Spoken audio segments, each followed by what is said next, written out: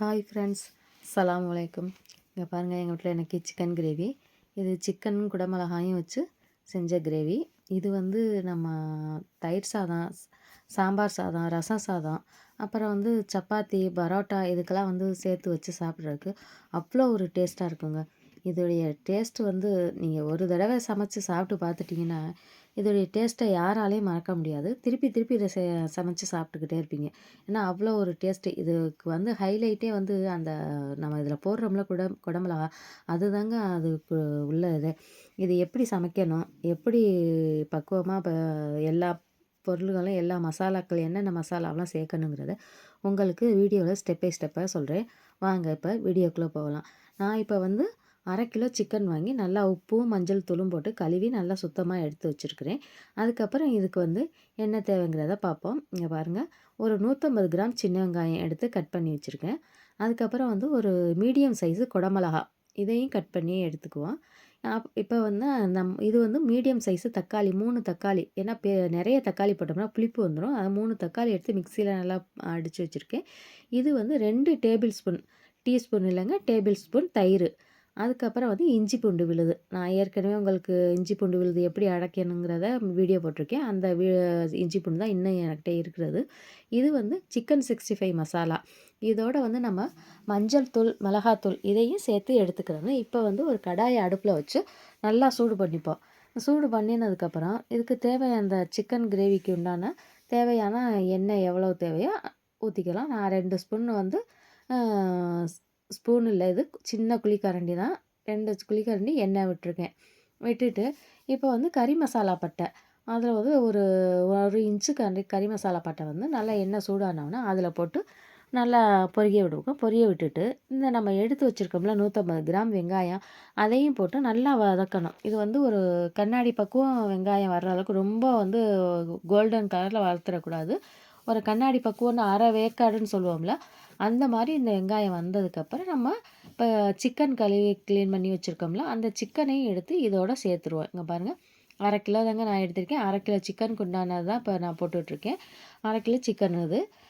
இதையும் நல்லா வந்து நம்ம அந்த எண்ணெயிலே வந்து நல்லா வதங்கிடணும். ஏன்னா எதுக்கு எண்ணெயிலே போட்டு சிக்கன் வதக்குறோம்னா, நம்ம மசாலாவெல்லாம் போட்டு எல்லாம் வதக்குனதுக்கப்புறம் நம்ம சிக்கன் போட்டோம்னாக்கா, அந்த கவுச்சி ஸ்மெல்லு வந்து சிக்கனுடைய கவுச்சி ஸ்மெல்லு ஹெவியாக இருக்கும். அதுக்காக வந்து இந்த மாதிரி மசாலா எண்ணெயில ஃபஸ்ட்டே சிக்கன் போட்டு வதக்கிட்டோம்னா, அந்த ஸ்மெல்லு இல்லாமல் இருக்கும்.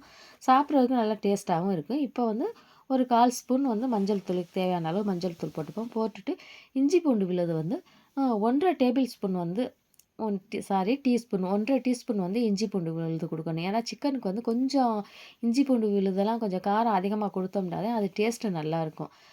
அந்த சிக்கனுடைய வாடை இல்லாமல், அது இல்லாமல் அந்த மசாலாவுடைய இது வந்து அதில் சிக்கனில் சார்ந்து போய் நல்லாயிருக்கும். அதனால வந்து எப்போவுமே இஞ்சி பூண்டு கொடுக்கையில கொஞ்சம் அதிகமாக தான் நம்ம கொடுக்கணும். இந்த இஞ்சி பூண்டு விழுது போட்டு அந்த பச்சை ஸ்மெல் போகிற வரைக்கும் நல்லா வதக்கிடுவோம். வதக்கிட்டு இப்போ வந்து தனி மிளகாத்தூள் ஒரு 3/4 டீஸ்பூன் எடுத்திருக்கிறேன். 3/4 டீஸ்பூன் வந்து இது வந்து தனி மிளகாத்தூள் தான். காஷ்மீரி தூளெல்லாம் இல்ல. இது வந்து சிக்கன் 65 மசாலா 2 டீஸ்பூன் போட்டிருக்கேன். இந்த தனி மிளகாத்தூள் வந்து கலர் வர்றதுக்காக வந்து எல்லாரும் காஷ்மீரி மிளகாத்தூள் இதெல்லாம் கலப்பாங்க. ஆனா நான் வந்து இதுவரைக்கும் என்னுடைய சமையல்ல வந்து காஷ்மீரி மிளகாத்தூள் கலந்ததே இல்லங்க. ஏன்னா வந்து இந்த எண்ணெயிலே வந்து நம்ம மிளகாத்தூள், தனி மிளகாத்தூள் போட்டு இந்த பாருங்க, நான் இப்போ வதக்கி விட்றேன் பாருங்க. இதே மாரி வதக்கி விட்டா அது அந்த மிளகாத்தூளுடைய கலர் வந்து அவ்வளோ தூக்கலா, அப்படி காஷ்மீரி தூள் போட்டத விட இந்த தனி மிளகாத்தூளுடைய கலர் அவ்வளோ நல்லாயிருக்கும். இப்போ பாருங்க, நல்லா எண்ணெயிலே போட்டு வதக்கிட்டேன். சிக்கன்ல உள்ள தண்ணியும் நல்லா வத்தி வந்துருச்சு பாருங்க. இந்த மாரி நல்லா வத்தி வந்ததுக்கப்புறம் தான் நம்ம வந்து எப்பவுமே அ தக்காளி, உப்பு இப்போ சேர்த்துருவோம் தேவையான அளவு. இந்த தண்ணி வத்தி வந்ததுக்கப்புறம் தான் நம்ம தக்காளி சேர்க்கணும்.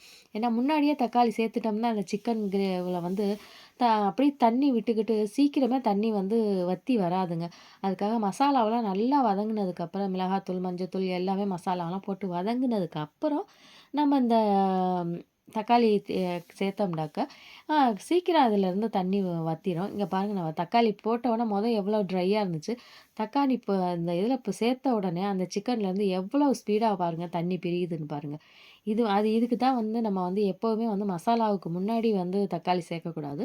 மசாலாவெல்லாம் சேர்த்ததுக்கு அப்புறம் தக்காளி சேர்த்தோம்னா, இந்த தண்ணி வந்து சீக்கிரமாவே வத்தி வந்துரும். இங்க பாருங்க அதோடைய கலர் பாருங்க. எண்ணெய் நல்லா தண்ணியெல்லாம் வத்தி கலர் பிரிஞ்சு நல்லா எண்ணெய் அப்படியே எண்ணெய் பிரிஞ்சு வருது பாருங்க. எவ்வளோ கலர் பாருங்க. இத பாருங்க நல்லா பாருங்க. நல்ல கலர் அவ்வளோ ஒரு கலர் குடுக்குது.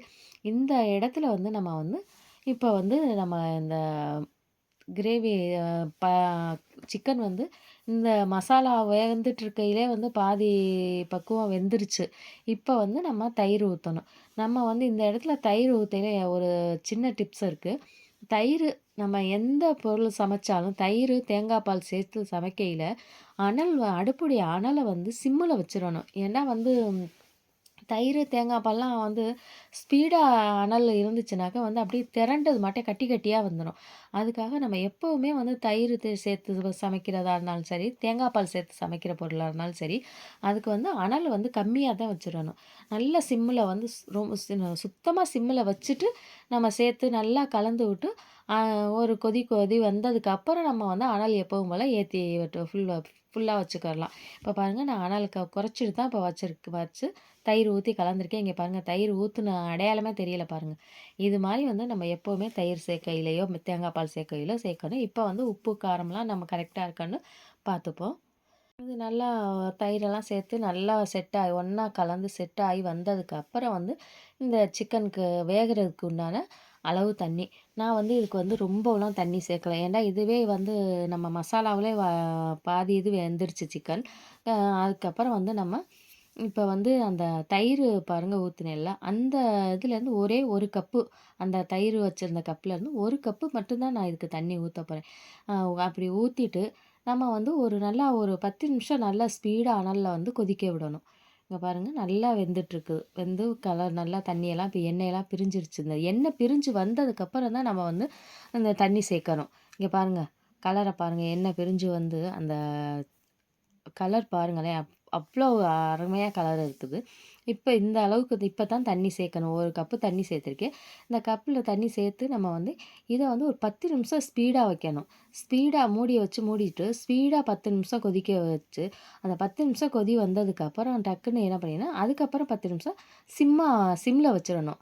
ஏன்னா வந்து நம்ம அந்த ஸ்பீடாவே ஆனா அடுப்பு எரிஞ்சுட்டே இருந்துச்சுன்னா, அந்த சிக்கன் வந்து ஒரு ரப்பர் மாட்டம் பஞ்சு போல வேகாது. நம்ம வெந்ததுக்கப்புறம் எடுத்து சாப்பிட்டோம்னா, அது ரப்பர் பாட்டம் இருக்கும்.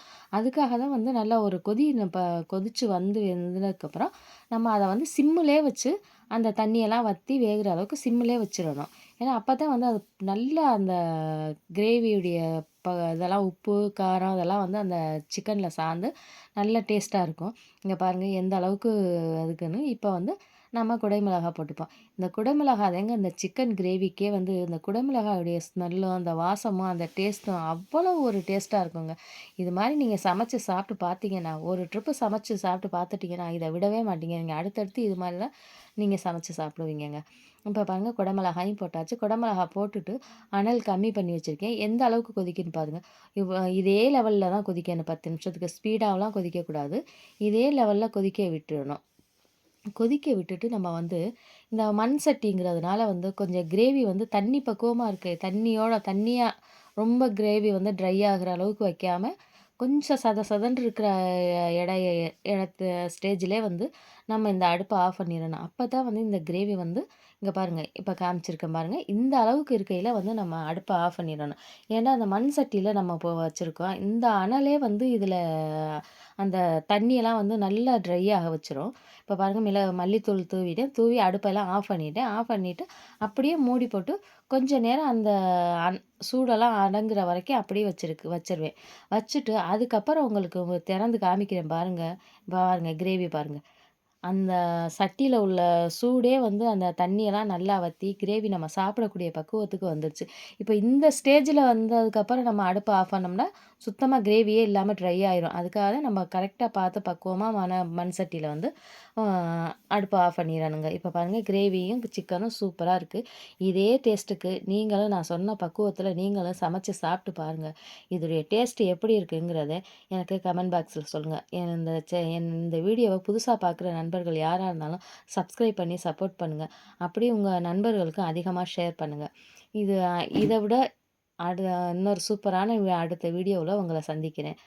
Bye friends. அஸ்ஸலாமு அலைக்கும்.